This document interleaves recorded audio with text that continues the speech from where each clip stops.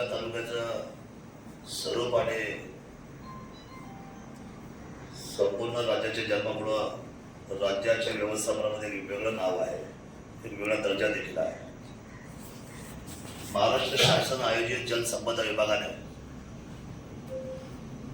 पुण्यश्लोक अहिल्यादेवी होळकर जल व्यवस्थापक कृती 15 2026 साजरा करण्याचा निर्णय घेतलेला आहे.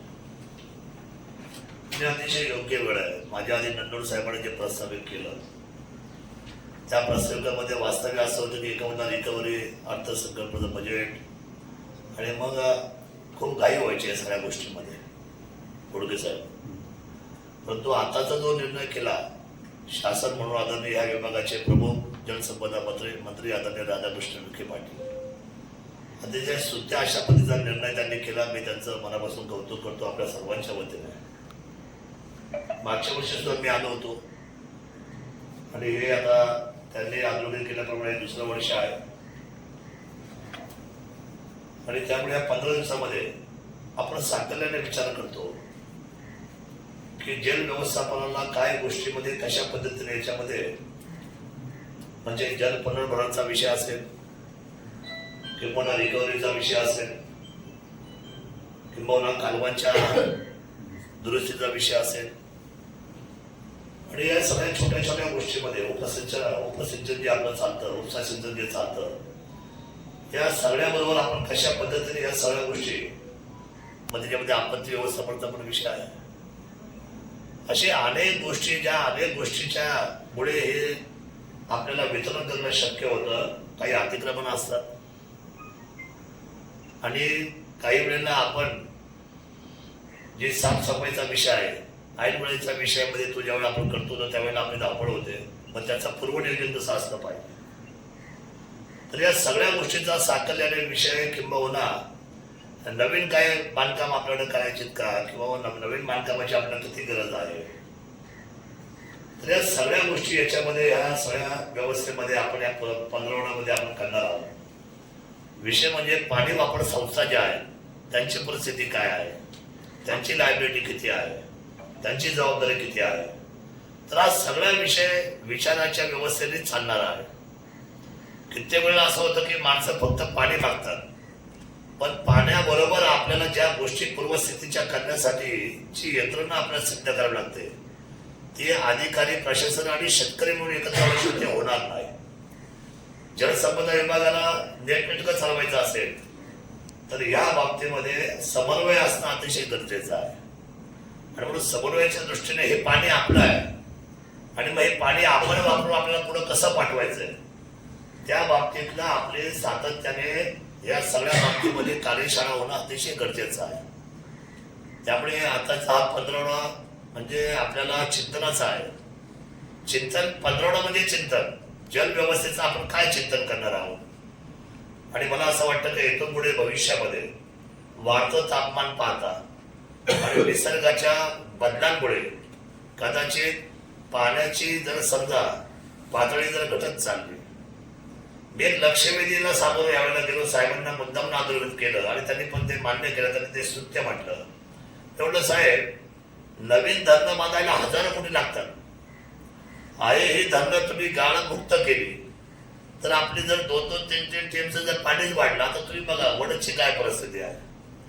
तुमच्या आमच्याकडे हा जो इकडे बंधारा आहे कुठला नेटवर्कचा तो लेवल नाही 100%. म्हणजे माणूस त्याच्यावर सरळ उभा राहतो त्या पाण्याच्या याच्यावर. म्हणजे तिथे 1% पाणी फक्त ते नुसतं वरून वाहत जात आहे, काहीच नाहीये.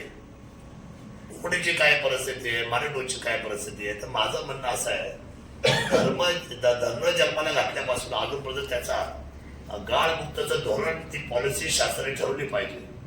आणि मी त्यांना आंदोलन केलं की तुम्ही कॅबिनेटमध्ये हे असलेलं गाळमुक्त धोरण काय होतं, नियम करायच्या आधी नियम मोडायची तयारी भारतामध्ये असते. हे आपलं दुर्दैव. मग नियम काय आहे तर नियम असा आहे की मोकळ्या मनाने ठीक आहे वाळू निघते का बुरून निघते का माती निघते, पण ते गाळ मिश्रितच आहे ना. त्याच्या मूल्यमापनाच्या बाबतीत चर्चा घडवण्यापेक्षा सुमोठं जर तुम्ही ऑर्डर केली कॅबिनेटने आणि सगळे गाळण्यातले धरणातले गाळ तुम्ही गाळण्याच्या परवानग्या जर दिल्या तर मला वाटत नाही की एक शेतकरी एक गाळ तिथे आत्महत्या होईल. कारण ते सगळे वस्तू बरोबर आहे इंद्रबार.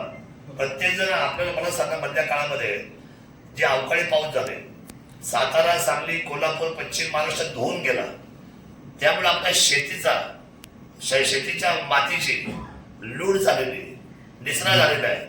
माती वाहून ती समुद्रामध्ये गेलेली आहे. म्हणजे समुद्राच्या तळाला जर हात लावायचं म्हटलं तर आता बऱ्यापैकी माती तिकडे जाऊन साचलेली आहे. याचा अर्थ काय झालं? मातीचा राज झालेला आहे. आणि म्हणून हा सुमोठो निर्णय करत असताना मी यावेळेला मंत्री मोदींना सांगितलं सभागृहामध्ये उठून की बाकीच्यांचे विषय वेगळे, तुम्ही धरणाला नवीन नवीन पद्धतीचे मार्ग शोधण्यापेक्षा हजारो कोटी त्याचा खर्च करून त्याची वाट पाहण्यापेक्षा, पण आधीच्या काळात काय आहे, शेतकरी जमीन द्यायला तयार नाही. तो एक काळ होता साहेब की त्यावेळेला जमिनी दिल्या आणि धन होऊन गेली. आता मात्र एक गुंठा सुद्धा जमीन द्यायला कोणी तयार नाही, अशी परिस्थिती आहे. मी शासनाला ते अधोगत करून ठेवलं. म्हणून माझी विनंती अशी की गाळमुक्त धरणाचा जर निर्णय केला तर संपूर्ण महाराष्ट्रातलं टीएमसीचा जो टक्का आहे तो तुम्हाला सांगतो, नवीन धरण तुम्हाला बांधायची गरज राहणार नाही. एवढ्या पद्धतीची व्याप्ती आपल्या धरणाची ब्रिटिशांनी आपल्याला दिशा दिली. पण खरं तर या दिशेनंतर याचं व्यवस्थित देखरेख आणि त्याचं व्यवस्थित नियोजन करणं ही आपल्या सर्व लोकशाहीची जबाबदारी आहे. रिकव्हरीचा मुद्दा, आपण रिकव्हरीमध्ये चांगले आहोत, खरं आपल्या इथले शेतकरी खूप चांगले आहेत. पाणी वापरता सुद्धा, पैसे देता सुद्धा, नाही अशातला भाग नाही. परंतु शेवटी पाणी वापरताना ते पाणी वाया जाणार नाही. पाणी आपण वाया न जाऊन देणं म्हणजे पाणी वाचवण्यासारखं आहे. म्हणजे जसं पैसा हातामध्ये असला की 100 रुपयाची नोट खर्च करणं सोपं आहे, पण 100 रुपयाचं नियोजन करणं, समजा त्यातले 20 रुपये खर्च केले, 80 रुपये मी माझा बँक बॅलन्स ठेवला, तर त्याला नियोजन म्हटलं जातं. तसंच पाण्याचं नियोजन सुद्धा तितकंच सार्थक आहे. कारण इथून पुढे जो वॉर होईल तो फक्त वॉटर वॉर होईल. इथून पुढे लक्षात ठेवा, आपल्याला पाण्याचं फार मोठं महत्व आहे. बरेचसे प्रश्न आहेत ते मी आता व्यवस्थापनाच्या नियोजनामध्ये बसेल त्यावेळेला बैठकीमध्ये करेलच. परंतु आताचं एक सुंदर अशा पद्धतीचं पाण्याचा स्रोत खाली गेला. शेवटपर्यंत आपण करमाळ्यापर्यंत, सोलापूरपर्यंत पाणी देऊ शकलो. आता दुसरी जी आपत्कालीनची जी व्यवस्था आहे, भर उन्हाळ्यामध्ये मे मध्ये आपल्याला दुसऱ्या आवाजाला सावध राहावं लागेल. पण आता आपण मानवी डोहमधला एक थेंब सुद्धा देऊ शकत नाही, एक सिंगल थेंब. कारण ते बाष्पी एवढं मोठं आहे, उन्हाळा एवढा कडक आहे. काय डिग्रीचं तापमान आहे आता? 42, 43, 45, 40+. तर मला असं वाटतं की या नियोजनामध्ये आपण सरासरी विचार करू. समजा आपण म्हणतोय निसर्ग तर आपल्या हातात नाही अशोकराव, आपण म्हणतोय जूनला पडेल. जून ही तर आपल्यासाठी कायमस्वरूपीची अधोरेखित असलेली अंडरलाईन आहे. तर आता जूनला पावसाळा राहिल्या पुढं, पावसाळा झाला तर 3 महिने लेट, म्हणजे एक स्पेल नंतर आता पाऊस पडतोय आपल्या जुलैच्या एंडला किंवा ऑगस्टच्या 15 ऑगस्ट झाल्यानंतर, म्हणजे भारत स्वतंत्रता झेंडा फ्लॅग होस्टिंग केल्यानंतर आपल्याला पाऊस मिळतोय. अशी मागच्या आताच्या 3 वर्षाची परिस्थिती मी पाहतोय दरवर्षी. त्यामुळे हे जपून आपल्याला काम केलं पाहिजे. मानवी डोचा जो साठा आहे तो आपल्या याचा पिंपळगाव जो साठा आहे तो, आणि डिंबेचे सतत आपण आता एकदा घेतोय, तर याला एकत्र करून आपल्याला बऱ्यापैकी पाणी शेवटचं अति महत्वाचं जनावरांचं आणि पिण्याच्या पाण्याचं आपल्याला रोटेशन आपण दरवर्षी करतो. आपली प्रॅक्टिस आहे. कोणी काही बातमी देते, कोणी काही बातमी देते. बातमी देणं सोपं आहे, पण प्रॅक्टिकल या सगळ्या गोष्टी काम करत असताना आमची ह्या सगळ्या बाबतीमध्ये आम्ही शेतकऱ्यांचा आणि महाराष्ट्राच्या आपल्या हद्दीमध्ये लांब क्षेत्रातल्या सगळ्या शेतकऱ्यांचा विचार करतो. असं नाही का फक्त आपण जुन्नरचा विचार करतो. आपल्याकडे जेवढी जबाबदारी शासनाची आहे आंबे साहेब, आपण त्या सर्व ईश अँड सर्व असलेल्या सर्व घटकांचे आपण त्या ठिकाणी मालकत्व घेतलेले आहे. त्यामुळे आपण शासनाला पण मदत करतो. आदरणीय मंत्री मोदयांना आम्ही विश्वास दिलेला आहे की पाण्याच्या बाबतीमध्ये फक्त तुम्ही आम्हाला जबरदस्ती येऊन मोटर काढून घेणं, परस्पर येऊन त्यांना त्रास देणं, आपले शेतकरी चांगले आहेत, हुशार आहे, आम्हाला जर कानोकान जर दिला तर आम्ही त्याचं व्यवस्थापन करू. ते व्यवस्थापन करण्यासाठी आमचे अधिकारी पण इथं सक्षम आहे. त्यामुळे आता विषय होत असताना आपण जे नवीन विषय आहेत ते सगळे हाताळावेत.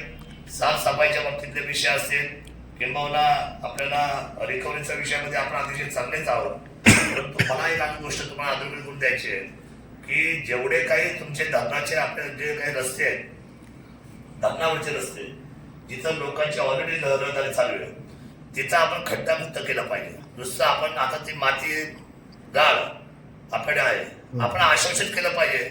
त्यांच्या जमिनी ते बिचारे रोज आपल्या शाळेमध्ये मुलं जातात घेऊन, आई वडिलांचा प्रवास असतो, शेतकऱ्यांची वाहतूक असते.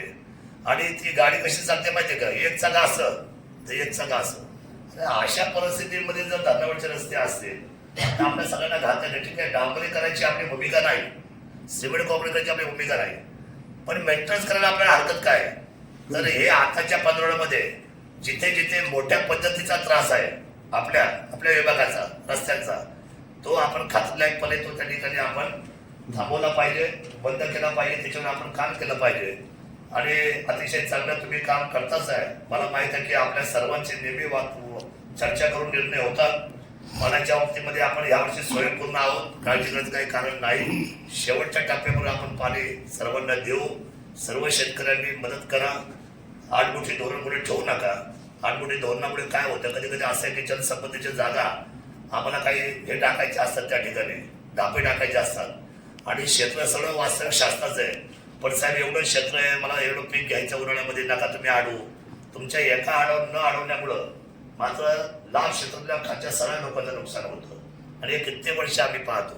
तर यांचे सुद्धा काही क्रांतिकारी निर्णय आपल्याला घ्यावे लागतील. शेवटी कधी कधी चांगलं करण्यासाठी वाईट गोष्टीला सुद्धा सामोरं जावं लागेल. मी आपल्या सर्वांना या ठिकाणी अतिशय या जल व्यवस्थापनाच्या कृती पंधरवड्याला शुभेच्छा व्यक्त करतो. आदरणीय मंत्री महोदयांचं, विशेष म्हणजे राज्याचे मुख्यमंत्री, राज्याचे दोन्ही उपमुख्यमंत्री, पालकमंत्री आणि सन्माननीय जलसंपदा मंत्री यांना मनापासूनचे धन्यवाद व्यक्त करतो. आणि आम्ही सगळे एकत्र येऊन हा जलसंपदाचा कृती पंधरवडा अतिशय चांगल्या पद्धतीने त्याचा रिझल्ट उभा करू आणि तो कागदावर घेऊन आम्ही शासन दरबारी आम्ही पाठवून देऊ. कदाचित आमच्या कामाची पद्धत पाहून तो कागद महाराष्ट्रासमोर कोकणीचा कागद आदर्श ठरेल, एवढंच या ठिकाणी आपल्या सर्वांच्या निमित्ताने शुभेच्छा देतो. आपल्या शब्दाला आदरांजली देतो. जय हिंद, जय महाराष्ट्र, जय शिवराय, जय आदिवासी.